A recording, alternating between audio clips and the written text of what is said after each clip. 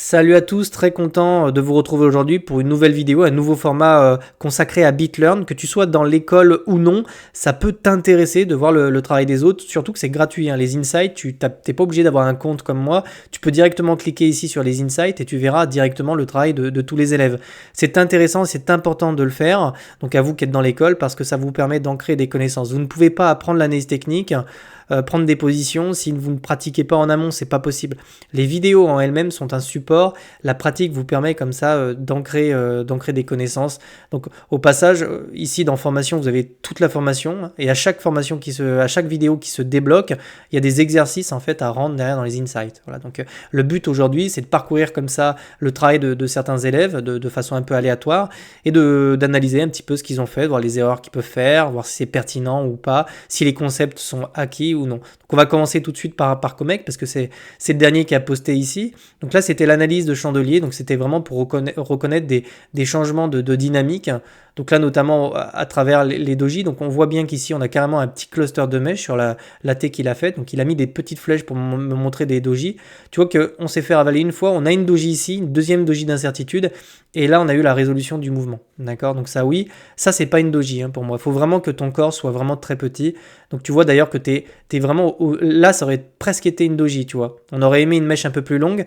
Mais ici, on voit qu'on a ravalé, on a une doji. Et ensuite, tu vois qu'on a une tendance haussière. Donc hammer aussi. Donc là, ça c'est pas une doji. Tu vois qu'on est vraiment sur une dynamique baissière.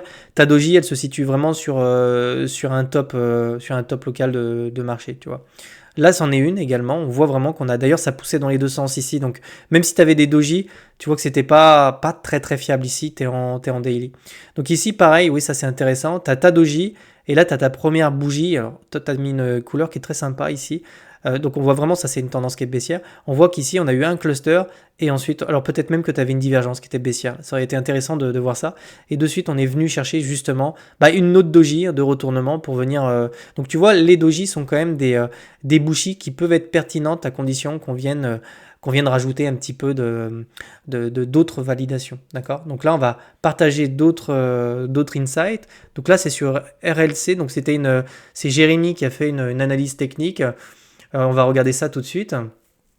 Alors sur RLC, je vais mettre ça en grand. Donc là, c'est super, tu as tracé une zone d'accumulation, d'accord? On a une contraction au sein de MACD. On a un RSI quand même qui prend, tu vois, qui commence à monter, qui fait des creux de plus en plus haut. Donc on a clairement une dynamique ici qui se met en place sur RLC, d'accord? On se rapproche tout doucement de la zone de surachat. Donc RLC, c'est très très beau, hein. On pourrait essayer de faire un creux ascendant, plus haut que le précédent ici. Tu vois, on pourrait même revenir tag en fait la neckline sur ces niveaux-là.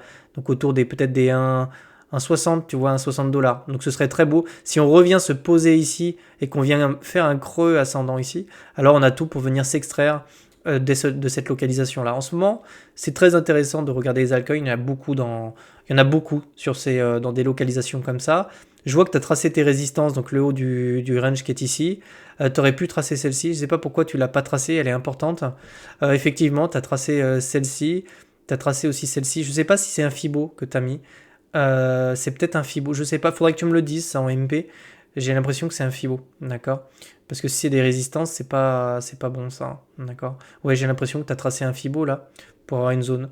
En tout cas, la localisation est bonne, d'accord? Effectivement, après tu as cette résistance, celle-ci et ensuite tu as celle-ci. Donc c'est des objectifs qui sont haussiers momentum sur RLC. J'aime beaucoup ce qu'il nous fait là, d'accord?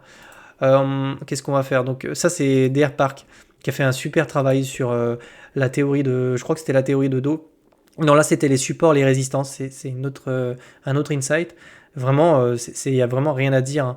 Il a tracé ses supports, ses résistances de façon chirurgicale. Donc DR Park a déjà un peu d'expérience, ça se ressent vachement dans son AT. Vraiment, le travail, il est... Tiens, le support ici, je pense que tu as fait un copier-coller, que tu l'as pas enlevé. Mais ouais, tu vois, rien qu'en mettant les supports, c'est parfait, il n'y a vraiment rien à dire sur ce travail. C'est impeccable, DR Park. Vraiment, je l'ai mis d'ailleurs, c'est impeccable. Donc hop, je vais enlever les fenêtres parce que je vais en avoir un paquet. On va continuer. Phoenix, il travaille vraiment dur, qui avait un petit niveau, mais qui travaille vraiment fort ses analyses techniques. Donc on va aller voir ça. Alors, tac, tac, tac, donc indicateur clé, d'accord. Donc là, tu as fait une analyse technique sur Aptos. Donc USDT H4, la zone de support tient le coup, mais nos indicateurs MACD nous indiquent une perte de momentum. Ok, on va aller regarder ça. Donc là, ton support, ouais, il est bon. Je l'aurais mis juste un peu plus haut là, mais c'est très bien. Support, c'est pareil. Tu pourrais le relever un petit peu et le mettre ici plutôt. Mais sinon, les localisations sont bonnes. Ici, je suis surpris que tu n'aies pas tracé ce support-là, hein. Un énorme support avec une résistance ici. Je pense que, d'ailleurs, tu vois, les supports, quand on vient les casser, ici, là, tu le vois bien, parce que dès que tu casses un support, tu vois que tu as de la volatilité comme ça. D'accord? Et c'est pareil, quand tu t'extrais d'un support, à la hausse, pareil, on a de la volate. Donc là, c'est pareil, tu vois, ton support est cassé, volate. Support cassé, volate. Donc là, vraiment, moi j'aurais mis un support plus qu'une résistance. Même si tu peux mettre les deux, ça montre qu'on a quand même pas mal de momentum sur ces niveaux-là. D'accord? Là, pareil, résistance, mais tu peux mettre support ici aussi, hein. Résistance, support ici, hein.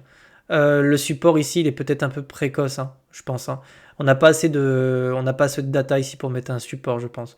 Après, on est en 4 heures. Donc ouais, tu peux en mettre un petit ici, mais pour l'instant, ça y ressemble pas trop.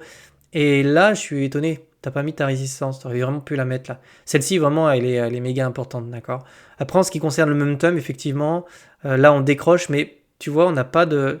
J'ai pas l'impression de voir de divergence ou quoi que ce soit ici, d'accord. Donc oui, on a une convergence qui est baissière, mais ici, si par exemple, on était revenu chercher, par exemple, les 14 dollars et qu'on avait eu quelque chose de plus bas sur ton MACD, on aurait eu effectivement une divergence baissière. Donc ici, on est sur de la continuation haussière.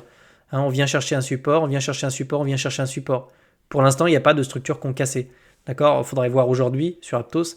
Peut-être qu'on est revenu chercher le support qui est là. D'accord? Donc, beau boulot, c'est bien. Faut vraiment... Les résistances et les supports sont des concepts clés qui, très bien maîtrisés, peuvent vous permettre de rentrer et de sortir un peu de position avec beaucoup de précision. On va continuer à parcourir un petit peu les insights. Donc, j'ai changé un petit peu de nom. Il y a Uncle ici qui a fait une analyse technique. On va regarder ça. Donc ETH Daily Support. Donc là, qu'est-ce qu'on a? Donc ouais, ce support est pertinent parce qu'on est revenu à plusieurs reprises. Je vois que tu as vraiment appliqué ça à la lettre. C'est-à-dire que tu ne l'as pas mis ici ou tu ne l'as pas mis juste là. Tu as trouvé des points qui étaient médians. Donc c'est très très bien. En général, quand on est dans des ranges comme ça, j'ai tendance à mettre des résistances qui sont pertinentes. Tu vois, tu vas pas trader. Enfin, ça m'étonnerait que tu trades des bad range comme ça. Donc moi, j'aurais plutôt. Enfin, après, c'est bon, hein. Ta résistance, elle est bonne, tu vois. D'ailleurs, tu vois que la résistance, on s'est fait rejeter là. On est revenu se poser sur ton support. C'est vraiment très pertinent comme AT. Mais sinon, si tu veux pas t'embrouiller de trop à mettre 10 000 résistances à l'intérieur, tu peux simplement mettre celles qui sont vraiment. Tu vois, par exemple. Ici, j'aurais remonté un tout petit peu cette résistance-là et je serais venu taper celle-ci, celle-ci, celle-ci, celle-ci, quasiment celle-ci. Tu aurais mis une seule droite, ici c'était valable aussi, hein. D'ailleurs, tu vois que dès qu'on l'a cassé, on est venu s'extraire ici. Donc là, pareil, hein, cette résistance très pertinente, hein, rejet sur la résistance. Ok, mais il y a des poches de liquidité beaucoup plus haut sur Ether. On a une deuxième résistance, effectivement, autour des 3600 dollars. Et après, je crois que c'est les 4000 plus. D'accord. Donc oui, il y a pas mal d'enjeux ici. Je serais quand même étonné si on revenait pas les chercher dans les prochains jours, prochaines semaines. Donc c'est une bonne AT. Continue comme ça. Essaie de pratiquer régulièrement l'analyse technique à travers ce genre juste les résistances support. Déjà, c'est un bon exercice, hein. D'accord. Donc là, j'ai rajouté le lazy load. Donc quand vous scrollez, vous avez vu, ça affiche les insights au fur et à mesure. Donc ça, je l'ai implémenté hier. Il n'y a plus de boutons. Je trouve ça beaucoup plus agréable. Donc là, c'est Apprenti qui travaille les divergences baissières sur BTC. Donc on va aller voir ça. Donc là, ta droite, tu aurais pu la mettre plus courte, simplement sur le top. C'est pas la peine d'en mettre des grandes comme ça. Ça pollue un peu le truc. Donc effectivement, là, tu avais une divergence. Ouais, ça se voit bien, hein. Sur le RSI, on est en quoi? On est en 15 minutes. En 15 minutes, des fois, tu peux avoir des faux signaux. Mais là, c'est pertinent. Excuse-moi, j'ai un chat dans le... Donc là, vraiment, tu vois que tu as un double top ici. On voit que sur ton RSI, tu as un petit décrochage. Là, pareil, sur MACD, donc tu as toutes tes convergences. Donc effectivement, ici, tu vois que non seulement tu as un cluster de mèches ici, tu as ta divergence ici, tu as tes résistances, d'accord. Tu es peut-être dans une grande... Ah oui, d'accord, c'est les résistances, ok. Tu as tracé toutes tes résistances ici, ok, bien joué. Donc tu vois que ce concept-là de revenir chercher une résistance en sachant que tu en as une là, et de tracer ton rectangle, mais tu vois ton rectangle là, tu aurais pu le rabattre ici, hein. Tu aurais pu simplement le rabattre ici, et tu vois qu'on était exactement dans la zone dans laquelle on s'est fait rejeter. Donc là, tu avais un trade à prendre, effectivement. Surtout là, tu avais tout, hein. Divergence, résistance, double top, cluster de mèche, c'est le bingo gagnant là, tu as tous les chiffres qui tombent. Donc ouais, en plus, tu avais une structure en forme de M-top que tu aurais pu prendre ici à cassure. Donc beau travail, vraiment beau travail, vraiment très très sympa. D'ailleurs ici on commence à avoir une divergence qui est haussière sur MACD, mais pas encore sur le RSI. Beau travail apprenti, c'est bien, continue comme ça. On va continuer un petit peu. Après le décollage, on entre dans une zone de turbulence, on garde les ceintures attachées. Ah oui, non, c'est pas lui, il y avait un tweet qui m'avait fait rigoler. Donc tendance haussière, grosse pression acheteuse, zone de turbulence, indécision, succession de marteaux. Ici, on voit qu'on a du momentum. Vraiment, tout ce qu'il faut retenir, c'est que on a eu la structure en forme de W, on a cassé ici. On voit que si tu traces ces trends, on est vraiment passé de l'autre côté, donc on avait vraiment les premiers signaux. Donc là, tu aurais pu noter tout ça, hein, simplement déjà. Après ici, il n'y a pas grand chose à dire, c'est juste boule en fait. Hein. C'est juste boule, on n'a pas vraiment de structure, tu vois.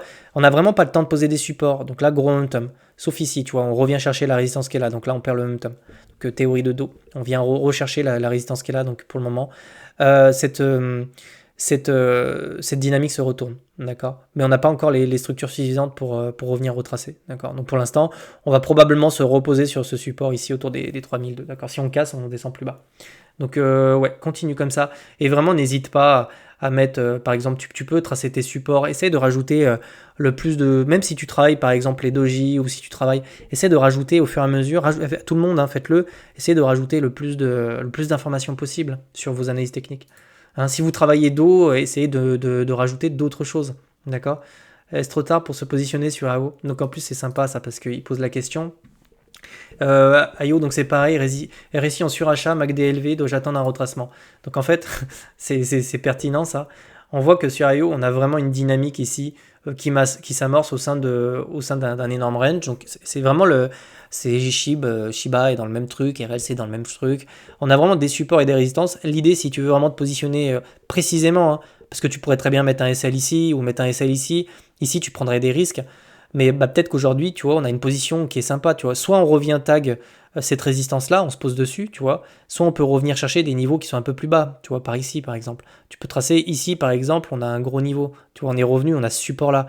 Donc si on revient chercher le support des 2 $, peut-être que tu vas, dans ton RSI, tu vas retrouver de la neutralité, retrouver le bas du RSI ici, par exemple. D'accord. Avec un MACD qui repasse négatif. Et là, tu auras une entrée premium parce que tu auras réintégré ce range. Hein, d'accord. J'ai fait une vidéo aujourd'hui, hier sur BTC, où je vous parle de setup et d'alt season, etc. Parce qu'on est dans une saisonnalité qui commence à être intéressante sur les altcoins. Quand tu commences à avoir des retracements, c'est des entrées, d'accord. Mais les cassures comme celle-ci sont des points d'entrée aussi, d'accord. Mais dans ces cas-là, tu mets des stops un peu larges pour pas te faire sortir. Donc IO, c'est pas trop tard. Surtout qu'aujourd'hui, je pense qu'on a des beaux retracements. Donc, quand BTC va reprendre du momentum, je pense on peut break une bonne fois pour toutes ce range. Mais c'est très beau, la dynamique ici est belle, hein. Vraiment. Donc, ici, je vois que tu as tracé tes rectangles. Ouais, ok, celui-là. Ici, je pense que tu aurais pu tracer une droite, hein, vraiment. Tu peux pareil, soit précis, on voit que tu es descendu un peu bas. Mais là, vraiment, moi, j'aurais tracé directement une droite comme ça qui vient sur ce point-là et sur ce point-là. D'accord. Et là, c'est pareil, je pense que j'aurais directement tracé. Enfin, non, c'est pertinent. Le rectangle est pertinent ici, d'accord. Là, c'est pareil, tu as mis un rectangle, je sais pas trop pourquoi. Là, le rectangle, je ne sais pas, tu aurais pu tracer une droite comme ça. Ok. Je t'aurais pu tracer une droite là ou un petit rectangle plutôt qui part de ce top là et qui vient ici comme ça pour avoir le cluster que tu as ici là. Et sinon continue comme ça, hein, ton AT est propre. Alors, on va continuer, on a peut-être d'autres choses à voir. Donc Phoenix, ça en fait, hein, des insights à regarder. Donc le format est intéressant pour tout le monde, y compris si vous n'êtes pas sur BitLearn, parce que vous voyez, on parcourt tout ça, on regarde un peu le travail des élèves, donc la pression est acheteuse. Oui, tu as un cluster d'ailleurs comme là. Hein. Enfin, cluster, tu n'as même pas un cluster, tu as vraiment une mèche, ça c'est vraiment très puissant. Hein. Quand on vient comme ça et qu'on ravale, c'est extrêmement puissant. Là c'était pareil, donc bon là on s'est fait rejeter ici par un autre cluster, mais ici on a vraiment retrouvé, ouais, comme tu dis, une pression qui était acheteuse. D'ailleurs, tu as vu que tu pouvais tracer ton support. On est revenu le chercher une deuxième fois. Donc ça montre qu'il y avait de l'intérêt ici, des order blocks ou des trucs comme ça. Et si tu regardes bien, tu le verras après, on a vraiment un triangle de compression. C'est-à-dire que si tu viens tracer ici, et comme ça, tu as un petit triangle, un drapeau, d'accord, sur une dynamique haussière, et on vient le casser. C'est-à-dire qu'à la cassure finalement de ton drapeau ici, tu avais une position sur Ether autour des 3175 $. D'accord, mais ça tu vas l'apprendre, tu verras bientôt le cours sur les structures. Ok. Donc ensuite on est parti et on est revenu taguer on est revenu taguer ce niveau de prix autour des 3200. Et ici, c'est le bordel. Bah, ouais, là, il y a un gros combat entre les acheteurs et les vendeurs. On voit qu'on a une pression vendeuse, on voit qu'on a une grosse pression acheteuse ici aussi. Sur Ether, il y a beaucoup d'intérêt en ce moment, il faut le savoir. On a des inflows et tout. Donc, ouais, sinon, quoi d'autre? Là, pression vendeuse, non, c'est très bien. Mais même là, hein, tu aurais pu le mettre, hein. D'ailleurs, tu vois, tu aurais pu tracer une droite ici. On voit qu'on avait un cluster de mèches ici. Et tu vois que quand on l'a cassé, on est venu chercher des zones d'intérêt plus élevées, hein. Donc, ouais, je pense que. Mais même là, hein, si tu regardes, tu le vois, hein, tu traces ta droite là, mais tu vois qu'on a quand même de la pression qu'à l'achat, hein. Donc, ça avait commencé là, mais très clairement, ici, c'était défendu, hein. On n'y est pas revenu. Donc, les 3000 $, les 3125 $ sont défendus sur Ether. D'accord? Donc, est-ce qu'on a d'autres choses? Crypto Kill, je crois pas que j'ai encore regardé tes AT. Donc on va regarder un petit peu. Donc support et résistance. Donc là, toi, tu es sur un peu le début. Donc là, oui, on en a déjà parlé de ça.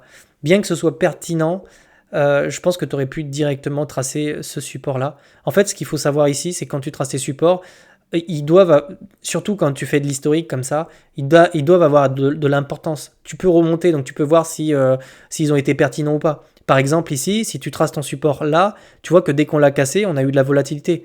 Là, c'est pareil, tu as un petit support, on l'a cassé, tu as de la volatilité. D'accord? Là, c'est pareil, petit support, on a cassé, volatilité. Support ici, cassé, volat. D'accord? Donc, c'est vraiment très important que tu regardes ces zones où le prix, là, c'était pareil. On a eu un petit support, on a cassé, volatilité.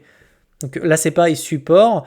Quand on a cassé, on est venu chercher. Donc, vraiment, les supports, là, c'était pareil. Tu vois qu'on est venu à plusieurs reprises ici chercher ces niveaux-là, bien que ce soit pas très, très beau. D'accord? Là, ensuite, tu as tracé tes résistances. Donc, tu aurais pu tracer celle-ci, celle-ci. Celle-ci, c'est bon. Tu aurais pu tracer celle-ci. Tu vois qu'on est revenu la chercher, on s'est fait rejeter par ici, on l'a cassé, on est reparti. Donc n'oublie pas de tracer, là c'est bon, il y a celle-ci, on la voit pas trop, mais trace-les bien, d'accord? Trace-les toutes, hein. T'as même ici finalement, hein, tu aurais pu les tracer, hein. Même là en fait, hein. Tu vois, même là, juste au-dessus de ton support ici, tu vois qu'on a quand même des résistances ici. Donc quand on est venu casser, d'ailleurs sur une structure en forme de W, donc là c'était parfait. Donc là je l'aurais pas tracé celle-ci aussi grande. D'accord, tu es en 2 heures, mais peut-être qu'en daily, ça aurait plus d'intérêt. Bien que ce soit pas faux, hein, le but quand tu travailles les supports, c'est vraiment d'aller chercher tous les petits supports que tu trouves de partout. D'accord? Là, on a une belle dynamique, hop, qui s'amorce. Ok, super, bah continue comme ça. Je vois que tu es sur les supports résistance. Donc vous voyez, c'est des concepts clés, mais s'ils sont bien maîtrisés, ça vous permet de choper de la volatilité, tu vois. On le voit, les supports, dès que ça casse, alors on les voit pas au premier abord. N'hésite pas à mettre la droite aussi. Tu sais, l'outil droite, pour mieux les voir si vraiment tu as des difficultés. Zekingop, on va regarder ça. Donc toi, sur du H1, pour être plus précis, cette montée, c'est des résistances complètement explosées qui deviennent des supports, des mèches très haussières. Donc là, on va aller voir ça. Donc là, c'est pareil, je pense que tu es sur... Je sais pas si tu es sur Do, c'est possible que tu sois sur Do. Pareil, donc là, tu traces toutes tes résistances. Ok, c'est des résistances que tu traces. Non? Là, c'est des supports. C'est pour t'améliorer, si tu peux essayer de construire une droite support et une droite résistance. Comme ça me permettrait très rapidement, en fait, quand je vois ton AT, de savoir si tu traces des résistances ou des supports. Là, je le vois, hein, mais des fois, tu vois, là, par exemple, ok, là, c'est une résistance. Là, je pense que c'est un support que tu as tracé. D'accord? Mais je ne le sais pas, du coup, si je le déduis pas moi-même. D'accord? Donc là, c'est pareil, c'était, hein, j'ai reconnu le petit triangle ici. Donc c'est très bien, ouais, résistance ascendante, donc dynamique ascendante. Et là, c'est pareil, tant qu'on ne réintègre pas les 3240 et qu'on ne construit pas dessous, la dynamique toujours haussière. D'accord? Si on vient se poser là, c'est très intéressant, tu as ton support et ta résistance, on peut consolider entre les 3100 et les 3200. Super intéressant ce que tu as tracé là. Tu vois que finalement, avec quelques droites, on peut déjà avoir comme ça des grilles de lecture. Donc j'aime beaucoup ce que tu as fait. Là, on arrive, on en a encore, hein. C'est bien, vous bossez bien, hein. Non, c'est bon, ouais, on en a encore, ok, d'accord. On va prendre pour changer, donc apprenti, ok, apprenti, on va regarder ANKR est-il sur le départ aussi. Donc là, on est sur de l'analyse technique pure. Donc ouais, c'est très beau, ça me fait penser à AKT un peu. Là, on est venu chercher le support du bas, on voit qu'on a du mal à venir le casser. Donc là, 1, 2, idéalement, en fait, on aimerait revenir chercher sur ANKR, c'est peut-être un peu trop précoce. Revenir chercher ici cet énorme support résistance. Support ici, résistance ici, résistance ici. Là, on va peut-être bloquer dessus. Mais idéalement, c'est de venir faire un creux pour venir trouver comme ça une dynamique ascendante. Donc ouais, ANKR, c'est bien pour des positions court terme, d'accord? Après, tu peux aller plus loin dans ton analyse technique et tracer les niveaux d'intérêt. Par exemple, celui-là est un gros niveau d'intérêt autour des 0,045, mais tu as aussi celui-là. Donc, n'hésitez pas. Pareil ici, je pense que tu aurais pu aller plus loin parce que finalement, tu as juste mis la charte, mais tracer tes supports, tracer ici ta résistance, faire un rectangle, mettre un range, mettre que ici, on fait un creux quasiment au même niveau que celui-là. Tu vois ce que je veux dire? Aller plus loin en fait dans les structures. Je sais pas, ici, tu as peut-être un W qui se met en place. Donc, aller beaucoup plus loin quand on fait de l'analyse technique, d'accord? Vraiment, là, il y avait énormément de choses à faire. Donc, tiens, ben, je te l'avais mis. Vraiment, aller beaucoup, beaucoup, beaucoup plus loin. Prends ce qui concerne le RSI, c'est pareil. On voit que quand on est venu chercher le bas, donc ici, une fois, là, c'était très intéressant, d'accord? Ici, c'était intéressant. Et ici, le marché te fait une fleur de revenir une troisième fois sur le support. D'accord? Donc là, il y a eu... c'est des niveaux d'intérêt qui sont intéressants ici sur le bas du range. Donc ANKR, oui, c'est propre, c'est pas mal. Hein. DR Park, donc là qui fait du bon taf. Hein. Résistance, pareil, résistance support. Résistance support, vraiment, j'ai peu de choses à dire. Hein. C'est vraiment très... Là, pareil, on avait l'épaule, la tête, l'épaule inversée. On casse, paf, on vient chercher un nouveau niveau d'intérêt. Là, t'as mis quoi ton Fibo, j'ai l'impression. D'accord? J'ai l'impression que, d'accord, t'as tracé ton Fibo. Et ensuite, ouais, c'est le niveau des 30 luttes 2 à casser, qui servait également de résistance. Ok, c'est propre. Là, on voit que ça pousse comme ça, hop. Là, on voit vraiment qu'on a une pression qui est très nette, qui est acheteuse, hein, d'accord. Là, quand on ravale quasiment, on a quasiment pas de mèche, c'est vraiment très très beau. Non, franchement, continue DR Park, c'est vraiment propre. Jérémy qui nous met une autre AT ici. On peut considérer ça comme un début de divergence. Je suis descendu dans les UT pour affiner tout ça. Plus tu descends dans les unités de temps et plus tu auras de la précision, mais plus tu auras des faux signaux. D'accord? Plus tu montes dans les UT, plus les signaux sont fiables. Donc ici, qu'est-ce qu'on a? Ouais, c'est un début de divergence très clair sur AI. Donc on voit d'ailleurs, pareil les gars, là, il y a plein de choses à mettre. Hein. Tu as ton cluster de mèche ici, d'accord? Tu as peut-être des résistances qu'on ne voit pas ici. Après, la dynamique est haussière. Tu avais un support là, un support là, un support là, un nouveau support là. Vraiment, il y a plein de choses à faire hein, là. Alors là, attention, oui, ça diverge. Mais méfie-toi, quand tu as un RSI comme ça, qui revient et qui reste dans cette zone-là, qui reste sur le haut du RSI, ça nous montre quand même qu'on a, tu sais, ça pousse. D'ailleurs, on le voit sur ta charte, on fait des creux et des sommets ascendants. Tu vois, creux ascendant, creux ascendant, creux ascendant, creux ascendant. Donc, j'irai pas shorter finalement un setup comme ça, même si on a une divergence. C'est pas assez pour moi. En 2 heures, après, il faudrait descendre en 1 heure, il faudrait monter en H4 pour voir si tu as des signaux qui sont beaucoup plus fiables. Là, tout ce que ça nous montre, c'est que ce token-là, il a quand même du momentum. Et il a une dynamique qui est haussière. D'accord?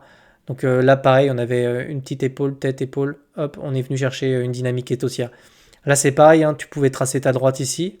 Donc sur la dynamique qui était baissière. Tu vois qu'on est passé de l'autre côté, on a cassé, on est retourné et on est venu chercher des extensions. Donc là, pareil, tu savais qu'ici, en traçant ta droite, qu'on amorçait une nouvelle dynamique. Après, on fait un creux plus haut ici. Donc, on a vraiment une dynamique qui s'amorce. Ensuite, des supports et des résistances ascendantes. Donc, et en plus, ici tu avais une divergence haussière. Tu vois qu'on vient faire un creux plus bas que le précédent. Donc, divergence haussière, là. D'accord? Donc là, tu avais tout. Hein. Tu avais la train, on passe de l'autre côté, ta divergence qui était haussière. J'aurais aimé que tu fasses ce travail-là. Alors peut-être que tu n'es pas encore assez avancé sur BitLearn. Mais à terme, tu avais tellement de choses à dire sur ça. Vraiment. Donc, sinon, qu'est-ce qu'on a d'autre ici? Rien de plus. Hein. Tu vois, on vient chercher des plus hauts. Là, il y a du momentum hein, sur ton token. D'accord? Sinon, on va terminer sur Quentin. Quentin, des sommets de moins en moins hauts, des creux de moins en moins hauts, de moins en moins bas, compression sur MACD, résolution imminente. Oui, ça on l'avait vu ensemble. C'est sur Mask, c'était très beau hein, ça. Au passage, on a peut-être cassé par le bas, hein, du coup, vu que BTC corrige. Mais très belle. D'ailleurs, au passage, on pourrait très bien faire une cassure par le bas si BTC reprend du momentum et revenir chercher.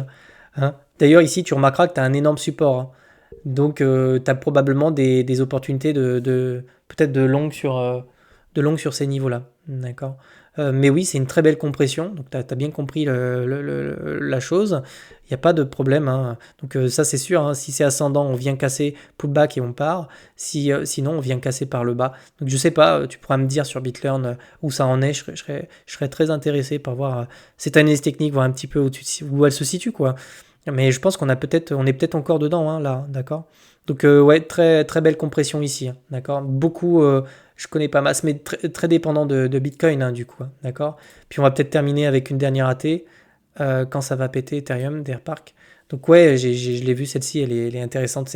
Effectivement, c'est très clair, hein. Les niveaux que tu as tracés, ils sont, bon, c'est un peu, t'as vraiment mis beaucoup de choses, là, c'est assez peu lisible finalement. Mais par contre, sur tes deux droites ici, limite, ça me fait mal à la tête. Je dis 38 de partout. On voit que tu as retracé tous les mouvements. On voit qu'effectivement, les grandes structures sont des structures qui sont fiables, en fait, hein, vraiment très très fiables. Donc sur ce triangle-là, c'est impeccable, hein, effectivement. Cette trend, je l'avais déjà tracée, elle est tellement pertinente que c'est un support historique, on va dire, hein. C'est vraiment un énorme support ici. Donc oui, l'idée et on l'a vu sur la vidéo de Bitcoin hier, si les alts commencent à partir, le jour où BTC va casser ce triangle, la prochaine step après, c'est les 4800. D'accord? Et si on casse les 4800, c'est de la parabole jusqu'à 8000. Et donc, ouais, pour l'instant, on est piégé encore dans ce triangle. Et peut-être qu'on peut venir, hein, consolider encore dedans, hein. Ça, c'est pas exclu, hein. On peut être encore piégé à l'intérieur pendant quelques temps. D'accord? Donc, très beau boulot. Donc, on a parcouru quand même pas mal d'insights. S'il y en a que vous voulez, que j'ai pas parcouru parce que je peux pas tous les faire, n'hésitez pas à me le dire dans le Discord. C'est fait pour ça. Vous me mettez votre insight, il y a une rubrique insight et vous me posez des questions et on voit ça. Mais tous les vendredis, on essaiera comme ça de faire une analyse technique, une vidéo sur BitLearn où je parcours votre travail. Je pense que c'est intéressant pour vous, comme pour moi, de regarder comme ça ce que font les uns et les autres. Ça permet d'avancer, de progresser. Donc travaillez sur ce que je vous ai dit. Et puis pour ceux qui ne sont pas sur BitLearn, la porte est ouverte. Si vous souhaitez vous former vous aussi, n'hésitez pas à nous rejoindre. Je vous souhaite de passer une excellente journée et je vous retrouve dimanche pour le live de fin de semaine. Ciao, ciao.